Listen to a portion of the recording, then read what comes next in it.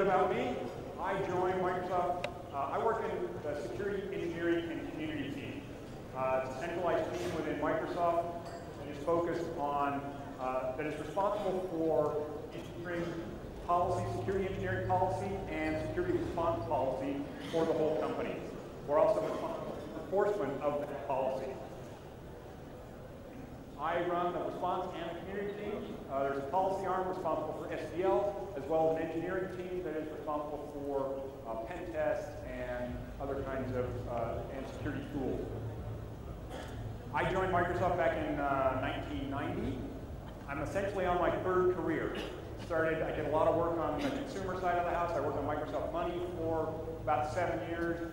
I moved over to the system side of the server side of the house and worked on IIS for about 7 years. I worked on IIS version 4, 5, and 6. That was my real introduction to security. In 2003, I joined the security team, and that was my master's degree in security, essentially. And in 2007, I was asked to lead the security response team as well as the community team. Today's talk, I'm going to focus on three things. I'm going to talk about the security ecosystem, talk about what Microsoft sees as the actors and the players in that space, as well as the evolution of the MSRC, how the Response Center has evolved based on feedback from the community, from the ecosystem. I'm also going to talk about the influence of that on Microsoft, and I'm going to walk through some case studies on some specific issues like Code Red or Blast or Clamor that will, I think, add some color to my description of how that's impacted. And then I want to close with some future thoughts on trends and where we're going, because I do think we'll see continued rapid change, and yet the kinds of change that we're seeing are going to require new and different tactics and new and different collaborations for us to be successful in protecting customers. So, security ecosystem trends. I'm guessing this is a fairly sophisticated audience. I'm not really going to cover a whole lot of new ground here, but it is worth setting the context at least. So, there's increased volume of issues.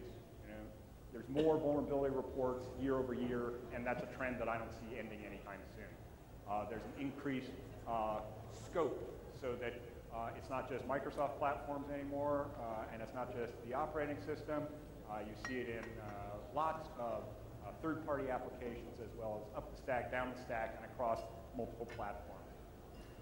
There's a increased velocity. So the time between publication of the vulnerability details and time for exploit details, that's a matter of hours at this point.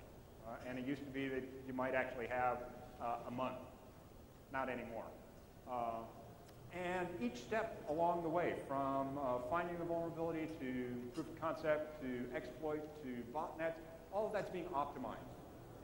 There are new tools that really help with these advancements as well. There's a lot of money in the economy, and it's a money economy, and that's driving a lot of behavior here. We're also seeing weaponization, what I call this, that vulnerabilities and exploits are turned into weapons very quickly. Like I said, probably not much new here, but it's a brief recap. Some statistics actually demonstrate this. On the left, you see vulnerability reports through CERT, year-over-year increase from 2000 to 2006. That's a pretty significant increase. On the right, you see the Microsoft Security Bulletins. Again, an increase year-over-year from 2004 to 2005, 2006.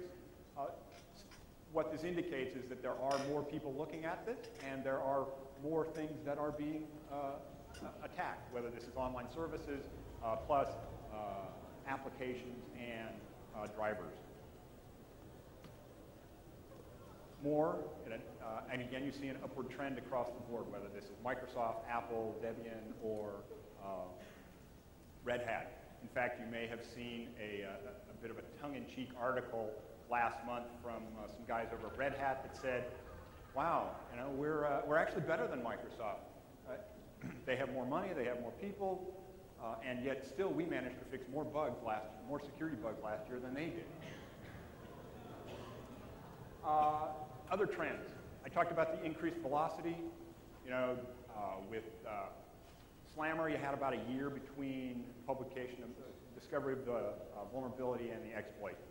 By the time you get to Blaster and Zotab, you're talking about months and or reduced down to days. And optimization. So I know that on second Tuesday of the month, there are people that start up their automated process to go to the Microsoft Download Center to see exactly when those updates are available. And as soon as they're available, they start sucking them down and reverse engineering them. The tools for reverse engineering at this point are very sophisticated, much more sophisticated than they were even just a year or two ago, as well as collaboration for proof of concept exploit code. That comes out very quickly at this point. And, you know, exploit use, it's available to just about anybody. You don't have to go buy Core Impact. You don't have to buy Canvas. You can just go to the Metasploit project and download it for free. You may have to wait a little bit longer. You know, and there's really a reduced barrier to entry here.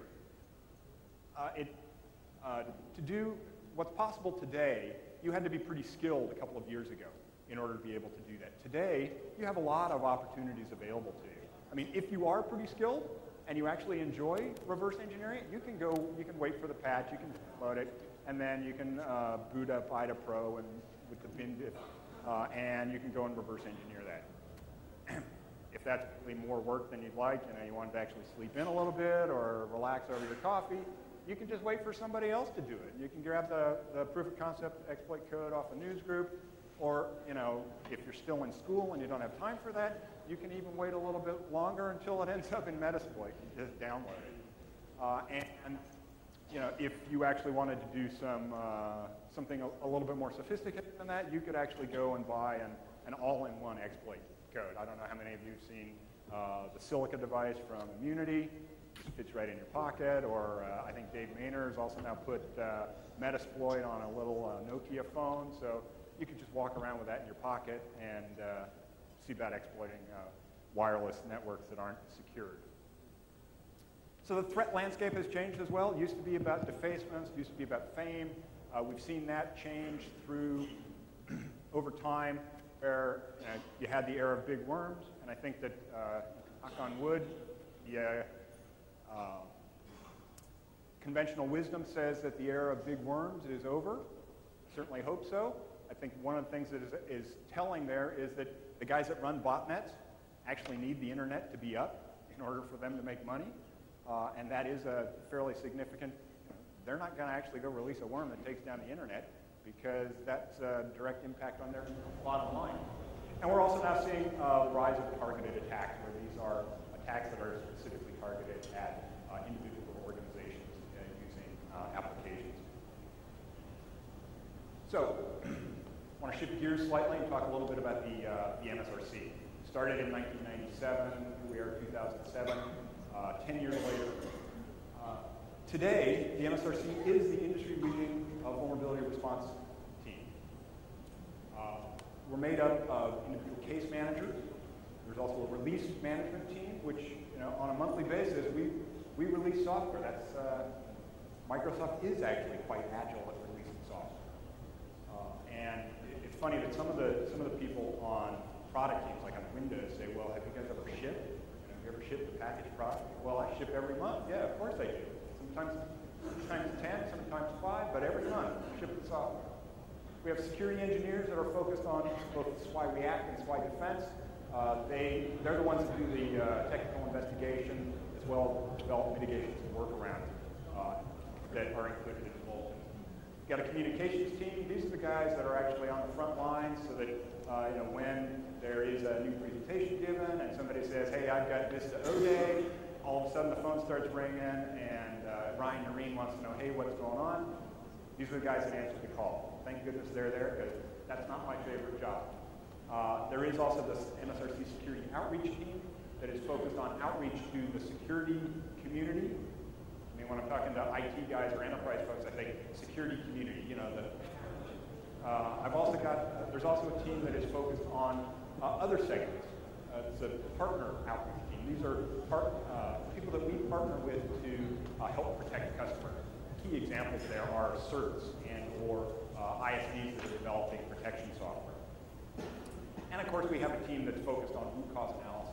That is, they take a look at every single issue that comes in and they determine what happened, how did we miss this, and then comes up with suggestions about how can we improve the processes going forward.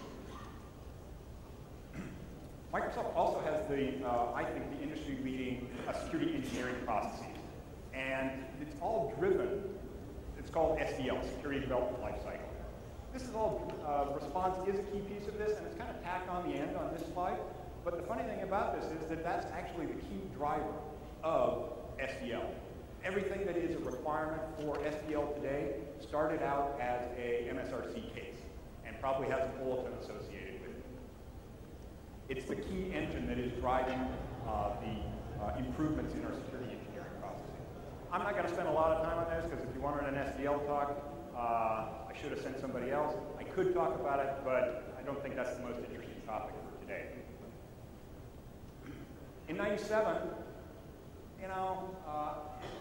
sorry, I think I'd be hard-pressed to say we were industry leading in response or in security engineering.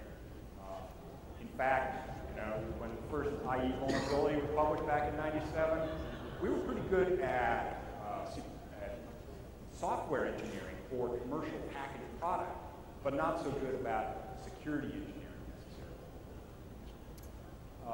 We scrambled to actually figure out what the issue was. We scrambled to get a bulletin written in Notepad, and then it was propped to Microsoft.com. We were making it up as we went, and the Microsoft.com server was under somebody's desk. I mean, that tells you again what Microsoft.com servers were like at that point. After the dust settled, we actually, because Microsoft is a fairly self-critical company, and we are always about improving, we created Secure at Microsoft.com. It was the foundation of the Internet Explorer security team, as well as the founding of the Secure Windows Initiative, that's SWI. Today it's much broader than just Windows, but the acronym still sticks. Founded the Security Response Center, and it was also really our introduction and our first learnings about the security community and power and the expertise available in the security community. If I think back to '97 and I think about the security development lifecycle, you can see there's a lot fewer elements on there. We were really about a software engineering company, and security at that point was about, do the security features work? What it was about was the code securely coded. Another key element in this journey was the PwC memo that Bill Gates wrote in early 2002. This did really galvanize the whole company around security and how critical that was for Microsoft. The amazing thing to me is that here we are 5.5 years later, and the passion and the energy around security is greater than ever. And the understanding of what exactly it takes in order to develop secure software is so much more than it was back in 2002. We now have this spread across the whole company. I want to digress a little bit and talk about OODA loop. I don't know how familiar this is to some of you. OODA loop was a concept that was developed by John Lloyd, who was a fighter pilot in the United States Air Force. He was a pilot trainer at a flight school. And one of the things that he realized was that he was always behind whoever he was teaching, and he was right in the position for a kill. He said, how is it that I'm always there? And so he thought about this for a while, and he developed this methodology that says, well, this is really an OODA loop. There's an observe phase where he's observing external stimuli. There's an orient phase. He's more experienced than other people, so he's able to orient himself and make sense of the external stimulus better than they are. Decide and an act phase. He's also more experienced than they were in terms of